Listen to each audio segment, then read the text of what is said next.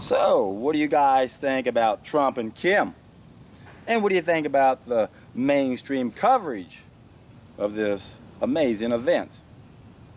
Saw some YouTube videos this morning which explains what we're up against when so many people still watch mainstream media and they don't understand how they're being fooled and duped and tricked into forming an opinion they don't understand anything about. It's interesting. A couple clips I saw was about how Trump was able to appeal to Kim. He pointed out that their GDP was only 12.3 billion. Compared to South Korea, it was 1,400 billion. So for every billion North Korea was producing, South Korea had 138 billion. Trump said, look, you know, I see where you're shooting your cannons off into the ocean there, a beautiful view. You should be putting some hotels up there. Oh, that's nice. Wasn't counting on that out of nowhere. One of the worst sounds in the world is an electric saw. Only thing worse I can think of is a chainsaw. Thinking about some tree being molested. But anyway, the mainstream media is trying to demonize somebody who's doing so much good, and yet you don't know all the good he's done.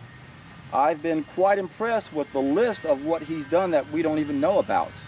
And this is a classic example of how they're trying to make him look out to be some bad guy. Because look what Trump is doing. He's not showing respect to Trudeau up in Canada. Well, Trudeau doesn't deserve any respect. He's a puppet for the globalists. Trump knows that. Why do you think he's dealing with people who have control over their countries like Kim and Putin? It's so hard to make sense out of all of this for the average person who watches this stuff. And that they'll watch mainstream media and say, look, Trump didn't even get a standing ovation. Well, they never sat down. They didn't have any chairs. How can you give a standing ovation when you were never sitting? And then what do they say about Trump? His attacks on free speech. Trump never attacked the media. He attacked fake news. And what does the media do? They drop the fake and they say they're attacking the media. And now they're even putting a more positive twist on it for themselves and saying he's attacking free speech. We don't have free speech in this country. What a joke. We don't have a free media. Our media is bought and paid for. They're all owned by the same groups. Now, some people say there's 5 main networks out there, but no, there's only one. When you trace back the interlocking directorates, it's all one small group of people who own every way that they can brainwash us. And the media is one of those.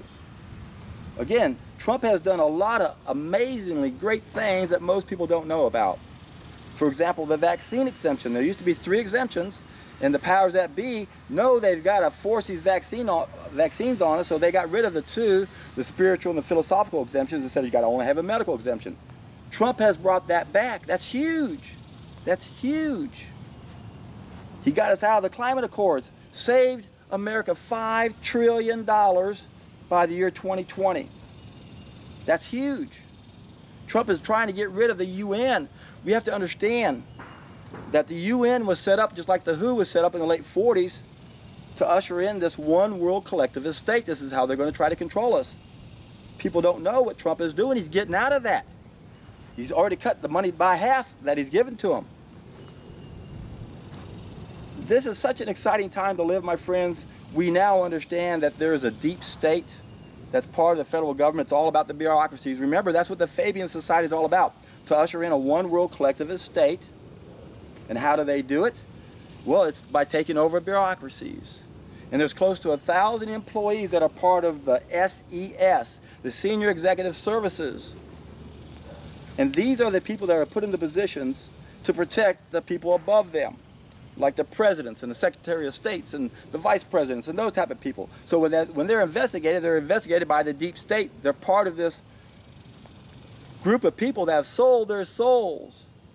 They're given salaries the same as a vice president, and it's guaranteed for life if you'll just do one thing: do our bidding. Do what we tell you to do. Don't find these people guilty when they commit a crime, and then attack people that are trying to expose us. Again, we have to understand how this works. And we have to understand where the average person is. If you know anybody who all they do is they get their only news from the media and newspapers, they're literally brain dead on certain subjects of such importance they don't understand it. I'm going to put a link down below in this video. I'm not sure how I'm going to do it yet, but I'm going to make a list and I'll link to a video where they explain some of the amazing accomplishments that Trump has accomplished. And this was quite a while back, several months back. And he continues to do what he says he's trying to do, and that's to clean the swamp. And people said, oh no, he's part of the swamp, look what he's doing, look who he's hiring. You people who criticize people like this are not in any position to criticize people like that. You don't know what it's going to take to do what he's doing. How dare you presume that you're that intelligent, that you understand everything that's involved in doing this?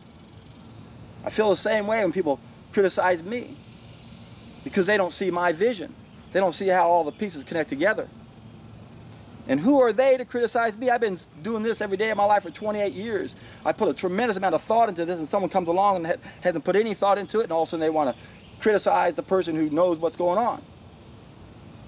It's difficult to find out where to get your information, because controlled opposition, they'll tell you 100 things that are true just to get you to believe in the one lie that's crucial to them.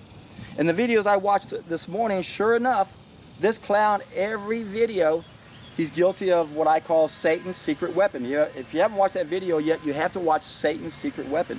It's what the powers that be rely on through the media to keep putting in those references into a belief system so that we think things are true just because we've heard it so many times, even if it doesn't make any sense. I mean, we're being bombarded every time you turn around. Look at De Niro, that clown the other night. I guess it was last night. I don't watch these things. Everybody that's in the media, you got to sell your souls to be an actor or an actress. If you even question the powers that be, you're outed. You got to tote the party line. They sell their souls to come out and keep us from waking up and finding out the truth. So, what sources can you trust? You can look at controlled opposition as long as you understand those references they're putting in there. And it's so effective. I'm already seeing other people do it, because I can tell they're watching these videos and they don't realize that they're going to be using certain things that they don't even know they're doing. I'm not going to go into detail about that right now. But it's all about keeping us from understanding the truth. And remember, there's two things they don't want us to know: everything related to health and everything related to usury. There are so many stories that are associated with usury that have got us fooled so that we won't look into it in more detail. You have to understand how the world works. You have to understand that they got to keep us poor. Half the world, no middle class. The other half, they're going to kill us. They did it last century at the tune of 262 million people were murdered during peacetime by the governments. And they were the upper middle class, who the powers that be fear the most. As I explained in Satan's secret weapon, governments go through cycles, democracies go through cycles. And we're being played like a fiddle so that we won't have any money. And the only people who will have a chance to figure things out are the ones who don't have to spend every waking moment of their lives trying to just make ends meet. It's the upper middle class that the powers that be fear the most. And that's why Aristotle said, to keep this cycle from completing over back to where we don't want to be, into bondage, we got to have a large middle class.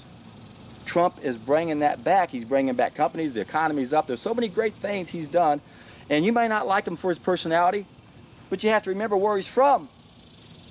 People that are brought up in that environment are going to have certain consequences from being there. I think it's extremely unnatural to have that many people crowded in one area. You're going to expect a little abruptness and harshness from these people. I've known enough people from there to kind of expect it and not hold it against them.